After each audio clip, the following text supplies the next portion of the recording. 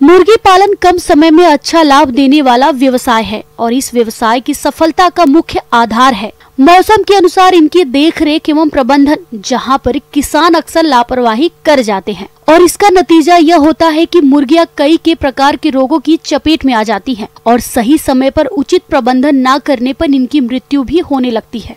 और जैसा कि अभी बारिश का मौसम चल रहा है, तो इस स्थिति में हमारे किसान भाई मुर्गियों की देखरेख किस प्रकार से करें, इस बारे में सुझाव दे रहे हैं जिला भोपाल के वरिष्ठ पशु चिकित्सक डॉक्टर SK श्रीवास्तव।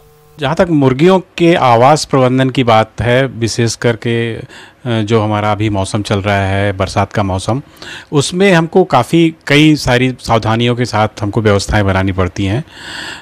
बरसात आने के पूर्व ही हमको ये सुनिश्चित कर लेना चाहिए कि कहीं से भी आपके मुर्गी जो फार्म है, शेड है, उसमें कहीं बरसात का पानी अंदर ना आता हो। वहाँ अगर कुछ रिपेयर की ज़रूरत है तो पहले से ही करवा लें। मुर्गियों में ख़ास तौर से उनके शरीर के तापमान को सहन करने और उसके अनुरूप ढालने की क्षमता थोड़ा कम होती है, तो हमको उसी के अनुरूप व्यवस्थाएं बनानी पड़ती हैं। और बरसात का मौसम ऐसा है कि ना इसमें ज़्यादा गर्मी रहती है, ना ज़्यादा ठंड होती है।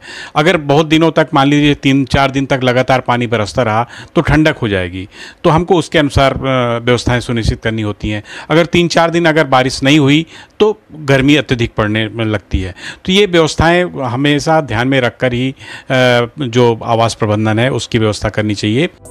किसान भाइयों, अपने प्रदेश में मुर्गी पालन व्यवसाय लगभग सभी क्षेत्रों में किया जाता है, लेकिन मुर्गियों का प्रबंधन करने में मुर्गी पालक भाई कोई विशेष ध्यान नहीं देते हैं, जिसके कारण मुर्गियों के मरने की दर भी अधिक है। प्रबंधन में लीटर की बात करें तो हम बिछावन कहते हैं। यह मुर्गी पालन व्यवसाय में एक मुख्य बिंदु है, जिस पर मुर्गी पालक भाइयों को विशेष ध्यान देने की जरूरत होती है। आपको आवास में वेंटिलेशन की बहुत ही प्रॉपर व्यवस्था करनी पड़ेगी, ताकि जो लिटर बिछावन जो होता है वो कम से कम 2 से 3 इंच कम से कम उतनी मोटाई का हो, जिसमें बुरादा का उपयोग हो, धान की भूसी है उनका उपयोग करते हैं। खास बात यह है कि इस दौरान बरसात में जो लिटर मैनेजमेंट सबसे ज़्यादा बहुत ही सुदृढ़ होना चाहिए। उसमें बिल्कुल भी गीलापन नहीं रहना चाहिए। एक तो नमी रहती है वातावरण में, उसकी वजह से अपने आप में गीला होता है, और दूसरा अगर वेंटिलेशन प्रॉपर नहीं हुआ तो उसकी नमी भी उसमें बैठती है। इसके लिए बहुत ज़रूरी है कि हम इसको कम से कम दिन में एक बार अलटते पलटते रहें। अगर बहुत ज़्यादा गीला हो जाता है तो उसको वापस फेंक करके सूखा लीटर उपयोग में लाएं। लीटर में नमी की जांच करने के लिए लीटर को मुट्ठी में लें और उसे खोलें। अगर लीटर भुरभुरा है तो नमी कम है, हल्का बन जाए तो नमी सही है, और अगर गोल बने, चिपचिपाहट हो तो लीटर में नमी अधिक है, और नमी अधिक होने पर लीटर को तुरंत बदल देना चाहिए।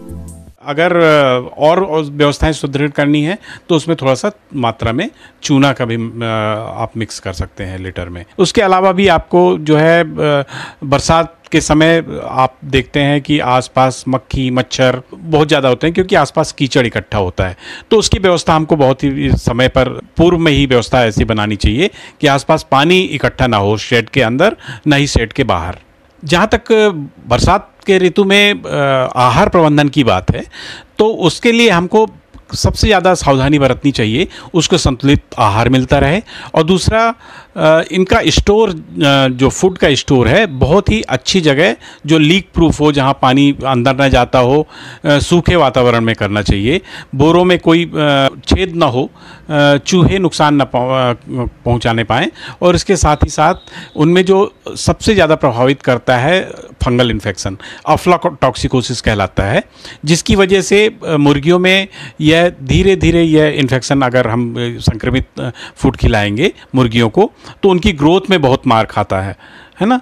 तो इसकी वजह से हमको अफ्लाटॉक्सिकोसिस से बचाव के लिए बिल्कुल जिसमें नमी रहित जो फूड है उसका संतुलित आहार हमेशा तैयार करके समय समय पर देना चाहिए। दूसरा, एक बात और आपको ध्यान में रखनी पड़ेगी कि हमको ज़्यादा मात्रा में फूड तैयार करके स्टोर नहीं रखना है। जितना देर तक आप संग्रहित रखेंगे उसमें अफ्लाटॉक्सिकोसिस होने की ज़्यादा संभावना रहती है। साथ ही हम देखते हैं कि बरसात के मौसम में जो उपलब्ध जो जल है, जो पीने का पानी है, वह संक्रमित होने की संभावना बहुत ज़्यादा रहती है।